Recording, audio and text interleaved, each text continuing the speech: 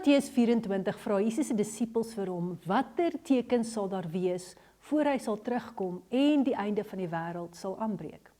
Jesus kategoriseer min of meer 5 hoofareas. Daar sal meer en meer desepsie wees, meer wêreldwye rampe, meer wêreldwye oorloë en meer vervolging van Christene en 'n algehele wegbeweging van die Christelike geloof en natuurlik van die Bybel. En sien ons nie al hierdie dinge op die oomblik in die wêreld om ons nie. Maar nie almal stem saam met hierdie stelling nie. Net in die week lees ek op sosiale media 'n baie amper neerhalende opmerking teenoor predikers en mense wat juis meer en meer oor hierdie einde van die wêreld praat. Hierdie persoon sê dis belaglik om te sê dat die einde van die wêreld so naby is, want hierdie sogenaamde rampe waarvan Jesus gepraat het, was nog altyd in die wêreld. So ons kan glad nie sê dat die einde van die wêreld nou nader is as ooit nie. Kom ek verduidelik waarom soveel mense juis nou so baie praat oor hierdie eindtye. In Matteus 24 vers 8 sê die Bybel die volgende: al hierdie dinge is geboortepyne, die begin van die nuwe tyd. Al die desepsies, hierdie oorloë en die rampe is soos geboortepyne. Nou, as jy al geboorte gegee het en hierdie geboortepyne beleef het, sal jy weet dat wanneer hierdie pyne begin, kan daar nog baie tyd verloop voor die babatjie gebore word. En dan is die kontraksies gewoonlik ver uit mekaar uit.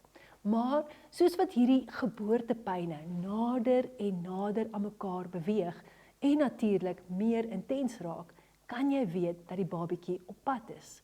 En as die kontraksies 'n paar minute uit mekaar is, gaan die babatjie binnekort gebore word.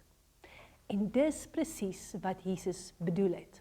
Die geboortepyne van die eindtyd het eintlik al honderde jare terug begin. Maar die afgelope tyd raak hierdie rampe en desepsies, hierdie oorloë en vervolging net meer intens en die intervalle tussen al hierdie gebeurtenisse raak korter en korter.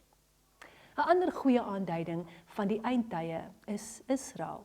Israel is die Here se eindtyd klok. En ook in Matteus 24 praat Jesus van die gelykenis van die vyeboom. Nou die vyeboom verwys altyd profeties na die nasie van Israel.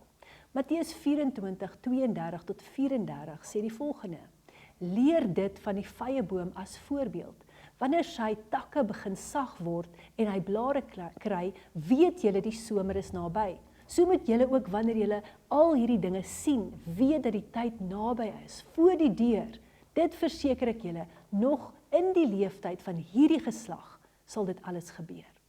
Ons glo hierdie vyeboom met die nuwe blare verwys na die Joodse generasie wat vanaf 1948, toe Israel onafhanklikheid gekry het, teruggekeer het na Israel. En die Bybel is duidelik dat in die leeftyd van hierdie geslag wat teruggekeer het na Israel se onafhanklikheid, in die leeftyd van hierdie geslag sal al die profetiese woorde van die eindtyd gebeur.